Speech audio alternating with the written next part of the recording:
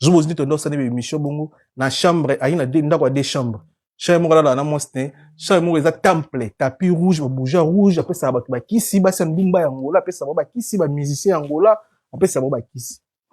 Encore ba tono ba pasteur, tono ba frère en Christ, ba boye barati. Azaï déjà na kata monde. Et puis il va procéder à makamuna ndo sala, akuta nango et coïncider avant kufa, a celle nanga be émission, c'est coïncidence en fait. Zobozi abando travailler na Mamadou Aricho. Aza grand magicien tika pe biso kufa que son âme repose en paix. Zobozi qui na posa à récupérer ba kilia ba marché wana nyonso. Ba singa sacrifice. Après ça a mosne. Moi c'est Zobozi va kufa. Abela va mutu. Famille moi si Zobozi et en fait moi c'est Zobozi va ni sera famille na Angola. Famille moi si on eza. Ba ota la pe biso. Adenosa liwana na famille que Zobozi azobomanga pakoma na mbongo wana avant banosa be mission bi après be mission toujours ça la be mission déjà donc cela veut dire azao dénoncer ma benzo ka imo wasaka na kata mabe yango ça ba retour ça ba antécédent merci vraiment permettre na le bino image bozarana na mutu ton image a bien il y a pas de souci non je veux tant que moi prophète moi si Zobozi avant kufa mais compléter idée nanga oui c'est bien adenosa ça ba retour avant de sa famille na yi kende na abuna abela mutu non vous n'en croyez on dit ma yo ça pena tout ça preuve tangible famille à moi si ba yo luka Zobozi ba sima na nzoto mbila eya bakanga Zobozi akwena kina na palanka na la police moza na palanka wana abenganga na la police tala ku famille moi si bakayinga ba compliquer nga tout ça il faut ya ba intervention tout ça to yewana l'état angola sambisa akindo kité mais moi si azolo bakini na abuna okufa muto abomanga ye yo balne preuve ça abetio mundukita abetio batata spirituellement oui spirituellement non te lobi nazolo ba mpona l'état qu'on faut ba preuve ba betie mbatata betie mundukite mais spirituellement baby si famille on a preuve te de prouver biso ki ba bomiye faut to libérer bino po simba Zobozi na nzoto te famille à moi si ba bengi na Congo tala makamuto ta la police moi na beli boma azokufa kala mingi te on va traiter spirituellement parlant pour moi on dénoncer déjà batala moi na sa kufaka moi si sa kufaka la do liboma na za ba vraiment batali ke Zobozi mutabari au bare moi na bango po asala makamune ba solo na en fait ba benga Zobozi e coïncida ngana itu bondo lia na restaurant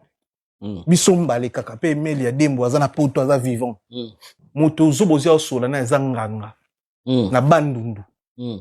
moi c'est na akufite ayebisi Zobozi makambo nyonso Zobozi asala nganga na zoyebisa na téléphone ayebisi Zobozi boy nga témoin mwana oyo na biso soka kufi une semaine c'est trop pour nous et pour l'andai Zobozi téléphone ekweya puis les bimi libanda nga muna zo téléphone na zongisi sim na zongisi le téléphone abandi kolela na telemisi na kita restaurant to bimi ne libanda biso mibale abandi ko expliquer nga makambo asala mwasi na ye place bazana bandundu mutu abeteli yango na téléphone et puis ayebisi so mwa bango da intimiser belé abandi olela Zobozi ndo prier na maikari bazana ba protection mo boye balata na nzoto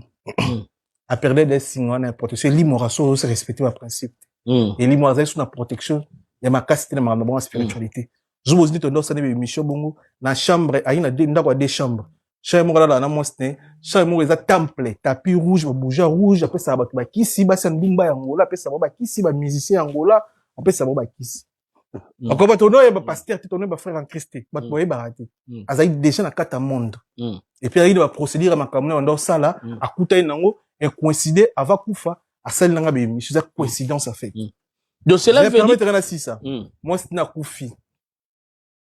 moi ça kufi mi gamer a kufi après quelques jours moi c'est na kufi to bono s'organiser ni to ça matanga famille moi c'est sali des ordres wana milaye a calmer bon ba ko la moi na bango et pas na bango pas na palanka Zobozi ba nova na palanka kota rasta après et ça là que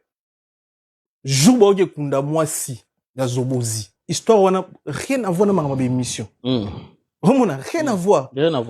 makambo na oloba no famille moi c'est Zobozi ezoloba to kutana na kuta communauté kutana na ba restaurant moi Zobozi na sacrifice moi bomi moi na biso tout ça c'est bandolo bandolo bonda na ngola bongo même na émission na suka na takina eboye kuna mama mwasi na ye longo na mama ya ba kofinga bité eza yo mo za mwasi ya liboso te permettre na aussi le savoir non na loba ngotina loba ba pasteur le kuta ça va faut te demander comme ça comprendre après moi ça kufi jour ba kuna moi ça zo bozi je me rappelle bien ezaki dimanche nga zaki na samedi na ba 23h to kabwene ba 1h na isinga na kotina lala lobi tanto ya poto panza matandi to na bangola ba ni isinga pe benga batu biloko bozo zanga wana zo bozi na isi OK venga na koti ona zaki nango na tikelier na ke nanga parler nanga 12h ba OK ba koti moi c'est na mabele na Kinshasa zo bozi za na téléphone na bango zo bozi na église na bango ya Maikari akoko kota na âme ya moi c'est na kati église pour y paraît na même heure ba kuna moi même heure fara kota na kati église na bango atika âme wana akoya liboso ya porte ya Maikari pesa koya pesa kufela abela te alaka bonne santé donc akoya liboso ya porte akoka kota na âme ya mwa moshona te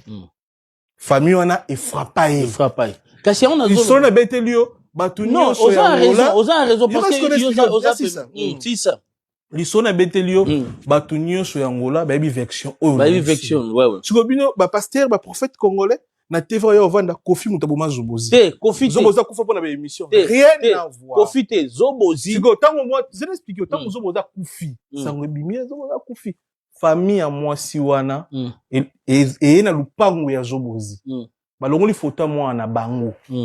babi bocha ya yeto yebisa ki ye longo ya bomi mwana biso ye pe aumela te famille ya mwasi wana o ba na justice o bandoli la mwana bango ba ya juzu boza kufa na lupango pesa zoboza na ovanda balongoli ba photo ya zobozi babi bocha siko ya mwana bango bocha ya zobozi yebisa ki ye beta na gazon so makamone e na be mission donc cela veut dire papa mon problème ezaliana oyo lobi eza vrai mais eza antécédent cela veut dire zobozi ba mission netinga na zo dénoncer na ko dénoncer ka batute ngamo pe na groupe bato na bakisi diable ye mo kolo masolo o lekanga ça veut dire ngana za na kan Yesu bango baza na ka satan tant on dénoncer bango deux lignes parallèles ne se rencontrent jamais oh mais zobozi azakina na kan wana nga zo bateke Kofi mutaboma na bi be mission tango zo dénoncer bato yo il faut za na Yesu omoni mutso abongoli mutema po banda témoignage na zaka ndoki na salabo il faut zo ata